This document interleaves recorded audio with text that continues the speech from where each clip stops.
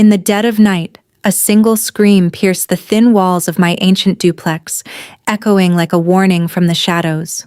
Little did I know, the monster next door wasn't some ghost from the house's past, but a flesh and blood nightmare that would test my sanity, my kindness, and my limits. As the arguments grew louder, the bruises appeared and the peace shattered.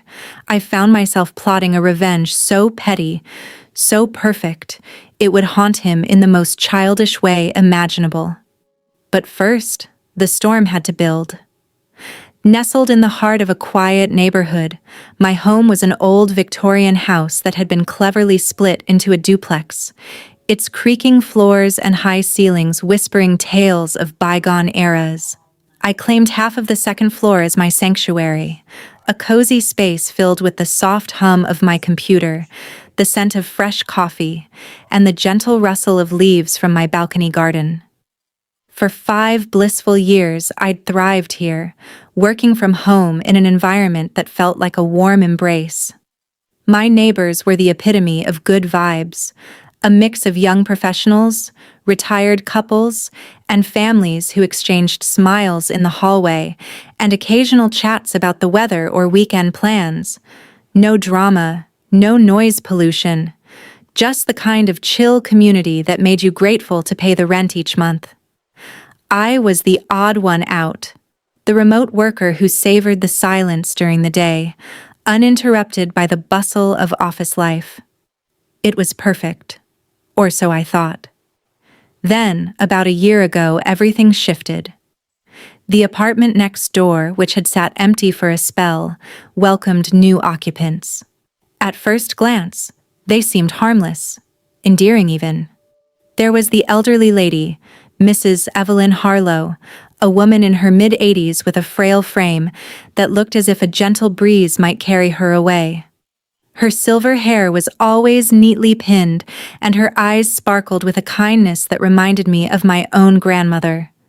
She moved slowly, her steps deliberate, leaning on a cane that tapped softly against the wooden floors. Accompanying her were 2 delightful cats. Whiskers, a sleek black feline with emerald eyes that loved to perch on windowsills, and Mittens, a fluffy tabby who purred like a motorboat whenever you scratched behind her ears. They brought a touch of life to the place, their playful antics visible through the shared balcony divider on occasion. But then, there was her grandson, Derek. He was in his late 20s, broad-shouldered and imposing, with the build of someone who'd spent time in the ring. Rumors whispered he'd been a boxer in his youth. From the start, something felt off about him.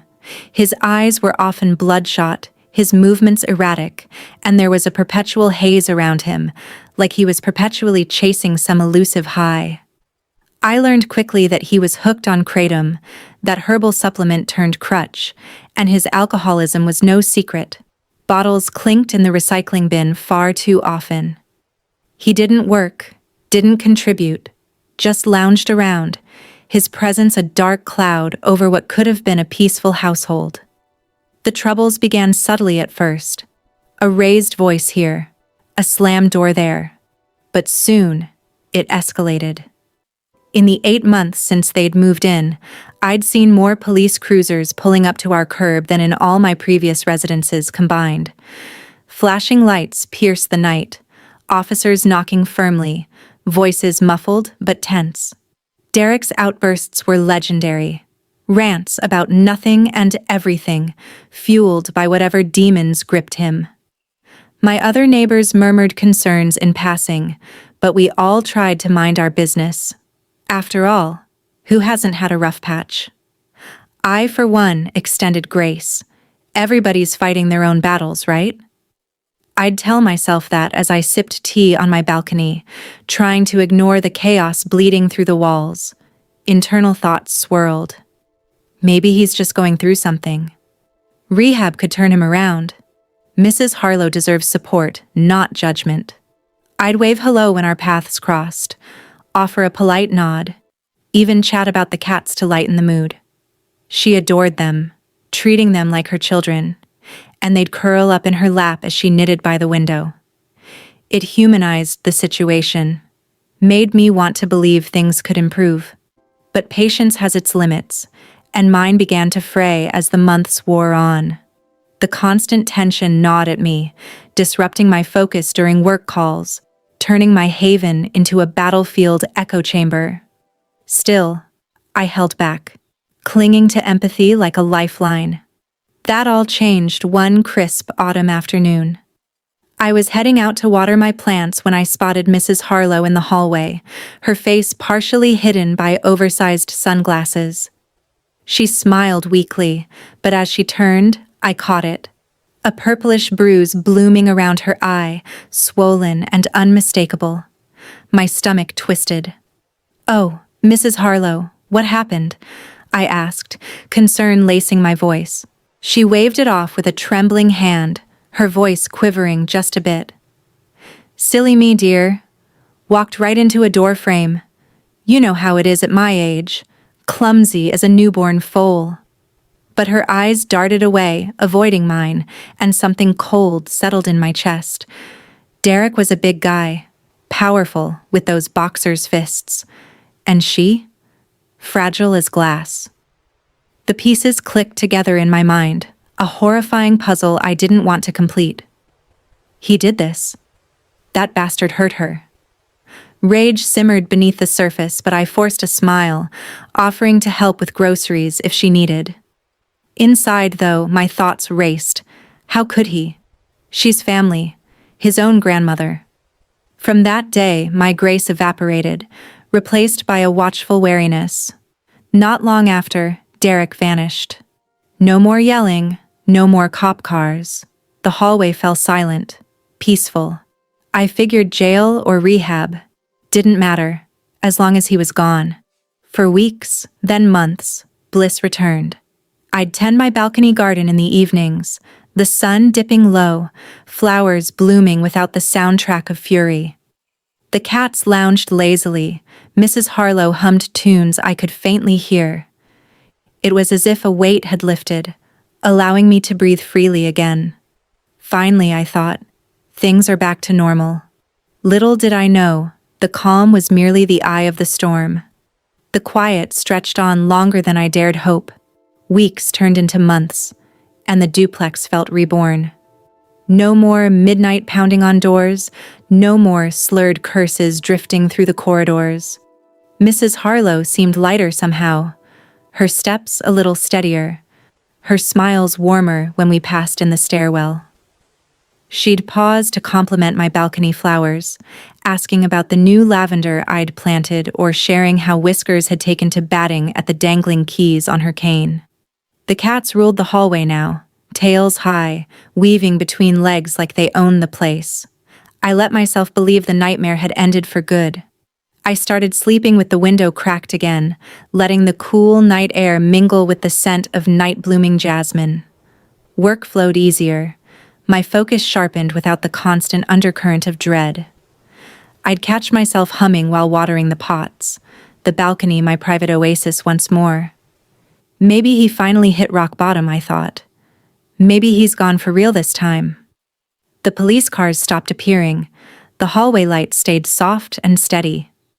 Peace, fragile and precious, settled over the second floor like a blanket. Then, one overcast Tuesday evening in late spring, I heard it. A low thud from next door, something heavy hitting the floor, followed by a muffled voice, sharp and irritated. I froze mid-sip of tea, ears straining.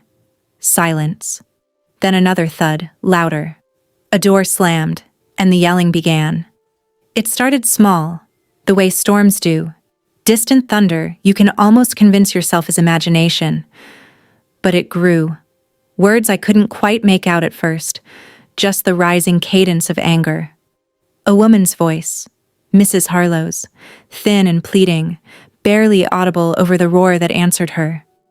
Derek. He was back. My heart sank like lead. I set the mug down carefully, hands trembling just enough to notice. How? The question burned behind my eyes. How had he slithered back into her life after everything? I hadn't seen him come in. No suitcase, no loud arrival. But there he was, his presence filling the space like smoke. The arguments became nightly rituals.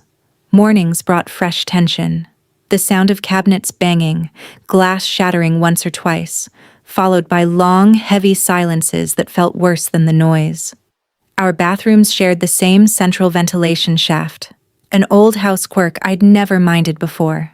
Sound traveled through it with cruel clarity. At night, when the house quieted, their voices poured straight into my space like poison through an IV. I could hear every insult, every sob, every threat veiled as frustration. "You're useless, old woman. I do everything for you. Shut up or I'll..." The sentences often cut off, but the implication hung in the air like humidity before rain. I started sleeping with earplugs, but they only dulled the edges. The rage still seeped through. I'd lie awake, staring at the ceiling cracks that looked more like veins every night, my mind racing through worst-case scenarios. What if he hit her again? What if next time the bruise wasn't hidden behind sunglasses? What if she fell and couldn't get up? The what-ifs piled up until my chest felt tight even in daylight. I tried small interventions at first, knocking gently on her door with a plate of homemade cookies, hoping to check on her without making it obvious. She'd answer with that same sweet smile, but her eyes were tired, shadowed. "He's just stressed, dear," she'd say, voice barely above a whisper. "He'll settle down." I wanted to scream that he wouldn't, that people like him rarely did without consequences, but I bit my tongue. Pushing too hard might make her retreat further into denial. The police came twice more. Once at 2 a.m., red and blue lights painting the hallway walls in sickening pulses. I watched from my peephole as officers spoke in low tones, Derek's silhouette hulking in the doorway, hands raised in mock surrender. They left without arrests. The next morning, Mrs. Harlow shuffled past my door with a fresh limp she tried to hide. My stomach turned. The breaking point came on a gray Thursday morning. My alarm buzzed at 6:45, but I was already awake. Had been for hours, listening to the familiar escalation next door. It started with a crash, something ceramic hitting tile. Then her voice, small and cracked. "Please, Derek, not again." His reply was a guttural snarl I felt in my bones. The yelling built like a wave, cresting into full-throated screams that rattled the vent cover above my shower. I stood under the hot water, jaw clenched, soap forgotten in my hand. Every word stabbed deeper. My patience, stretched thin for so long, finally snapped clean in two. I turned off the water, wrapped a towel around myself, and stared at the vent grill. An idea, childish, absurd, perfect, ignited in my mind. I dried off quickly, heart hammering not from fear now, but from something sharper. Resolve. In my bedroom, I dug out the little Bluetooth shower speaker I'd bought on a whim last summer. Bright blue, waterproof, surprisingly loud for its size. I plugged it in to charge, watching the battery icon climb. While it juiced up, I scrolled through my music library until I found it. The Barney theme song. That relentlessly cheerful earworm of a tune. I love you. You love me. The one designed to burrow into your skull and never leave. I smiled for the first time in weeks. A cold, quiet smile. I moved with deliberate calm, the kind that comes right after rage crystallizes into purpose. The speaker charged to full in record time, green light glowing like approval. I carried it to the bathroom, barefoot on the cool tile, every sense heightened. The vent sat high on the wall, a metal grill painted white to blend in, but today it looked like a direct line to the enemy. I could still hear them through it. Derek's voice booming now, words slurring into one long growl, punctuated by Mrs. Harlow's faint, broken protests. My pulse thrummed in my ears, matching the rhythm of his fury. I positioned the speaker on the narrow shelf beside the sink, angled upward so the sound would funnel straight into the shaft. Bluetooth connected in seconds. I hit play. The opening notes exploded, bright, bouncy, impossibly cheerful. I love you. You love me. We're a happy family. The volume was maxed. The tiny speaker vibrated against the shelf, sending the saccharine melody ricocheting up the vent with surprising force. In the confined space of the bathroom, it felt deafening. I imagined it hitting their side like a sonic slap, pure, unrelenting innocence crashing into his chaos. For a heartbeat, the yelling stopped. Absolute stunned silence. Then Derek's voice erupted again, but different this time, sharper, confused, furious in a new register. What the hell is that? I leaned against the sink, arms crossed, listening. The Barney song looped seamlessly, undeterred. With a great big hug and a kiss from me to you. A crash. Something thrown. Maybe a bottle or a book. Footsteps stomped closer to their bathroom.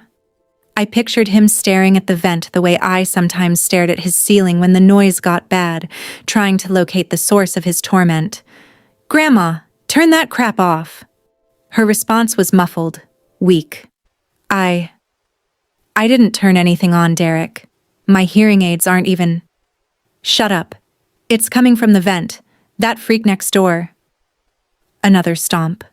The song hit the chorus again, relentless. Won't you say you love me too? I didn't move, didn't speak. Just stood there, letting the purple dinosaur do the talking for me. My heart raced with a mix of adrenaline and dark satisfaction. This wasn't violence. This wasn't confrontation. This was something cleaner. Something he couldn't punch or scream away. Every time he raised his voice, every time he threatened or shattered something, he'd get this. A never-ending loop of toddler joy piped directly into his skull. The yelling resumed, but fractured now. He'd shout over the music, then falter when the next verse kicked in. I heard him banging on the vent cover, metal clanging against metal, trying to muffle it, block it, anything. No use. The shaft carried sound both ways, unfiltered. The more he raged, the louder Barney seemed to get in response, as if the universe itself was mocking him. After about 10 minutes, the song still looping, their side went quiet again. Not peaceful quiet, tense, simmering quiet. I could almost feel his frustration radiating through the wall. He knew I was behind it. He had to. Who else had access to that exact vent? Who else had put up with his noise for months without complaint until now? I turned the speaker off. The sudden silence felt louder than the music. I exhaled slowly, the tension in my shoulders unwinding just a fraction. My reflection in the foggy mirror looked different. Calmer, maybe even a little wicked. I whispered to myself, round one. The rest of the morning passed in eerie truce. No more screaming, no doors slamming. I finished getting ready for work, brewed fresh coffee, opened my laptop. Every so often I'd glance toward the bathroom door, half expecting retaliation. A knock, a threat through the wall. Nothing came, but I knew it wasn't over. That evening, around dinner time, it started again. Low at first, grumbling, then rising. A glass shattered. Mrs. Harlow's voice cracked with a plea. I didn't hesitate. Speaker on. Barney cued. Volume max. The cycle repeated. Over the next few days it became routine. Argument begins. Arrow Barney blasts. Arrow argument stutters. Fractures. Dies. Sometimes he'd try to outshout it, voice hoarse by the end. Sometimes he'd storm out, slamming the front door so hard the pictures on my walls rattled. Once I heard him muttering curses directly at the vent, as if he could intimidate the music into submission. I'm gonna find you, you piece of... The rest dissolved into incoherent rage. I never responded, never acknowledged it. Just let the purple dinosaur fight my battles. Mrs. Harlow never mentioned it. When we passed in the hall, her eyes would flicker toward my door with something like gratitude, or maybe fear that I'd pushed too far. The cat still came to my balcony sometimes, pawing at the divider, oblivious to the war being waged inches away. I didn't care about the consequences anymore. My YouTube recommendations filled with children's shows, pastel colors, and sing-along playlists. My algorithm thought I was a preschool teacher or a very enthusiastic parent. Fine. Worth it. Because every time that cheerful tune cut through his venom, I felt the balance shift. Just a little. Not enough to fix everything. Not enough to save her completely. But enough to remind him he wasn't untouchable. Enough to give the old house a new soundtrack, one where the monster didn't always get the last word. And somewhere in that childish melody, I found my own small, stubborn victory. The days blurred into a strange new rhythm. Mornings began with the soft clink of Mrs. Harlow feeding her cats, the gentle tap of her cane against the floorboards. Then, inevitably, the storm would gather again. Derek's voice would rise, first a mutter, then a snarl, then full-throated fury. The pattern was almost predictable now, like weather you learn to read from the clouds alone. Each time the volume crossed that invisible line, I'd walk to the bathroom without hurry, plug in the speaker, connect, press play. Barney never failed me. The song would surge up the vent like a rainbow missile, bright and unbreakable. I love you, you love me, crashing into his darkness. I'd stand there sometimes, arms folded, watching steam curl from my forgotten coffee mug on the counter, listening to the chaos fracture on the other side. Derek tried everything. He yelled back at first, cursing the vent, cursing me, cursing the stupid purple freak who wouldn't shut up. He banged on the metal grill until it rattled in its frame. Once he even tried to drown it out with his own music. Some pounding trap beat cranked so loud the walls vibrated. But Barney cut right through, cheerful and relentless, turning his bass-heavy rebellion into unintentional comedy. Another time, I heard him ripping at the vent cover on his side, screws scraping, metal groaning. For a terrifying minute, I thought he might actually climb through. My hand hovered over my phone, ready to call the police. But then came the frustrated grunt, the clatter of tools being thrown, and silence. Apparently, the shaft was narrower, or dirtier, than he expected. He gave up. The argument still happened, but they changed shape. Shorter. Less vicious. The long, drawn-out tirades that used to last hours now sputtered and died within minutes. He'd start strong, voice rising. Then Barney would hit, and the momentum would collapse. I could hear the defeat creep in, his sentences trailing off mid-shout, replaced by muttered curses and heavy breathing. Sometimes he'd just storm out altogether, door slamming behind him, leaving Mrs. Harlow in blessed quiet. She never said a word about it, but I noticed the changes. Her limp improved slightly. The sunglasses stayed in their case more often. When we met in the hallway, she'd pause longer, her frail hand resting on my arm for a second. "The house feels lighter lately, doesn't it?" she said once, voice so soft I almost missed it. Her eyes held mine a beat longer than usual, grateful, knowing, maybe even amused. I just nodded, throat tight, and told her the lavender was blooming again if she wanted to see. The cats visited my balcony more frequently now, slipping under the divider like ambassadors of peace. Whiskers would sit on the railing and watch me water the pots, tail flicking lazily, while Mittens curled up in the sun-warmed corner and purred loud enough to drown out distant traffic. Derek still lived there. He hadn't vanished again. But the air felt different. Charged, yes, but no longer suffocating. He knew I was listening.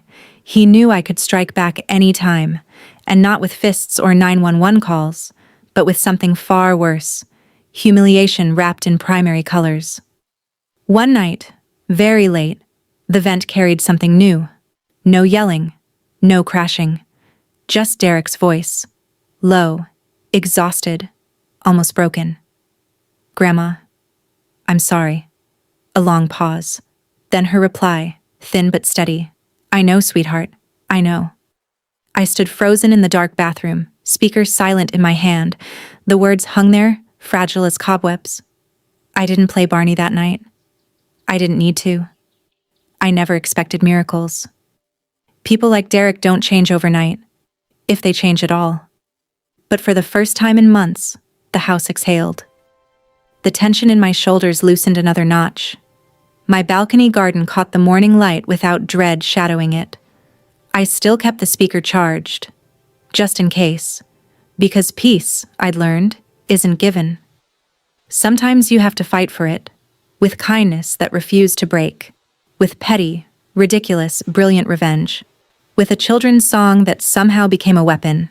And every time I hear that damn tune now, whether on a random YouTube recommendation or echoing faintly in a supermarket aisle, I smile, not because it's cute, but because it worked.